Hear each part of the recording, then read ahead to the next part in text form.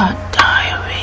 Hot Diary. So welcome back to another beautiful episode where we share tips to help you become better. So this channel is all about educative content, informative and entertaining content. And all together, these content are meant to help you grow and become a better version of yourself. Today we're going to be diving into a very crucial life skill, and that is communication.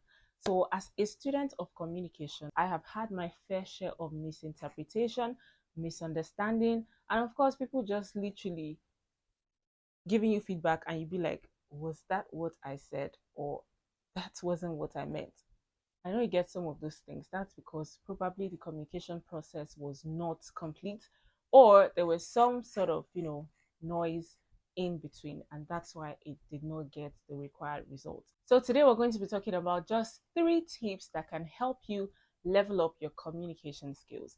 Whether you're chatting with friends, you're in a public space, you're trying to give a public lecture, you want to communicate to the public, you want to make a presentation, you're trying to talk to your colleagues, your friends, just even talking to yourself. Communication process also starts with you. So we're just going to be giving all of those tips, because the reason why I'm doing this video is because over time I have also grown, and I'm growing as well, because there were times where I get, you're talking too much, listen. There were also times where I'm getting, aren't you talking, you've just been listening. So how do you balance this? How do you balance talking too much, and how do you also balance listening enough in order to give a response? So that's what we're going to be talking about today. I hope you find this video helpful. If you do, please do share, like, and comment below. Please also subscribe to this channel if you're not yet a subscriber. So without further ado, let's get started. And the first tip that is on my list is active listening. Active listening in the communication process cannot be overemphasized. Communication isn't just about speaking, it's also about listening to people, listening to their responses, their feedback, so it can help you channel or package your next communication. It's a skill that everyone must learn, everyone must practice, and everyone must, use when communicating. So active listening entails paying full attention to the speaker. You can do that by, nodding your head, just trying to give some gestures that shows that you are actually paying attention to what the speaker is saying. So if you're in a position where someone is talking to you, you have to make certain gestures like, okay, mm-hmm, mm-hmm. Or you can, pay attention with your eyes focused on them while they are talking. That shows that you are actually listening. Or respond appropriately to show that you're listening or paying attention. Your response could be, oh yes, I get it. Yeah. I cannot tell you what to respond to. Depends on what the person is talking about. But just show some level of, attention, some level of respect to the speaker by giving some gestures that shows you're paying attention and you're listening actively. Eye contact is also one of the things you can do to show active listening. Gestures like nodding your head, responses, some certain responses will do as well. So all of these things help build a stronger connection and tells the speaker that you're actually paying attention, rather than you trying to, gather everything you want to say before the person finish talking. You can get the full package of their speech, and also that will help you. It will help you in your line of response as well. It's a skill that we must live with. It's a skill that we must use in our everyday lives. Tip number 2. This tip is for speakers. If you're the one speaking, you're the one doing the speaking, you have to be clear and concise. This particular skill cannot be overemphasized. It cannot be overflogged.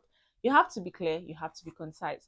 This is because you don't want to bore your listeners with a lot of things that they may, at the end of the day, not get they might not grasp what you're saying. And this might alter the communication process. Get to the main points quickly.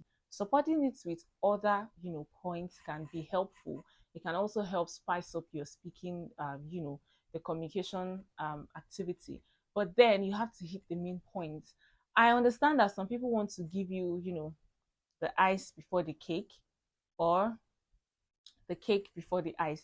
Whichever pattern you're using, ensure that you hit the nail on the head before it's too late. It's always advisable to, be at a middle ground.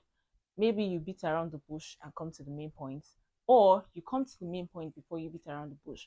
Regardless, don't allow the grass in the bush to finish before you do that. Okay? Another thing, as a speaker, you have to pause. It's not bad. It's not a bad thing for you to pause while speaking. Sometimes you want to really look at your audience to see if they are actually listening to you, or probably you are just talking to yourself.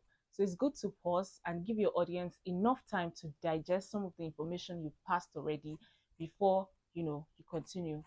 So pausing is also part of the speaking process.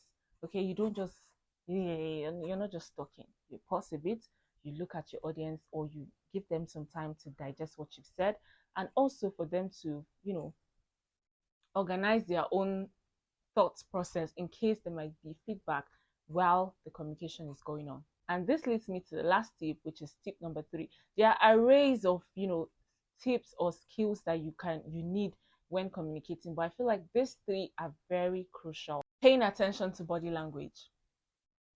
Now you're the speaker, you also have to pay attention to body language. It's not just the listeners that will give you gestures or body languages that they are listening to you. As a speaker, you have to understand body languages. You need to know when somebody is telling you to leave that stage. You need to also know when they are actually applauding you in form of appreciation, or they like what you're saying. And you need to know the applaud that is bye bye, Oga is okay, come and go, we are tired, come and be going. You need to understand all of these things. I remember when I was in secondary school, during our social activities, variety nights, social nights, all of those things. Whenever you're on stage performing, probably you're performing a song, you're performing a poem, you're actually just doing any form of, any performance at all. Once the students are bored of your performance, I swear, I swear to God, they are just going to be clapping on ending. You might think, oh, at first you think, you're doing well. These people are clapping for you. My sister, my brother, that clap is for you to leave that stage so that the next person can come. Like, they are literally tired. And most times this happens when your performance is taking too much time. So as a speaker, you need to understand. That's why the second point says you need to be clear and concise. Hit the nail on the head before the time runs out. So you also need to understand body languages that are actually telling you that, body languages that connote your speech is going fine, you're loving it. Body languages that connote that, no, we don't understand what you're saying.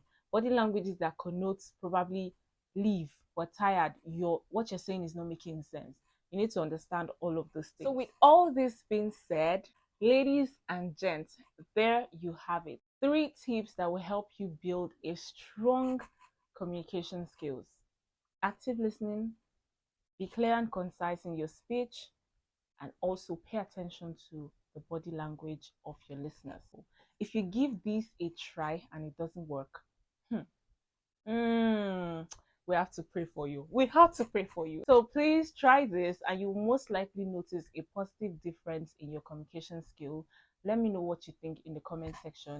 Thank you so much, guys, for watching this video. Please do well to hit that subscribe button down below to subscribe. My name is Esther Alexander, but most friends call me Alexis. Bye.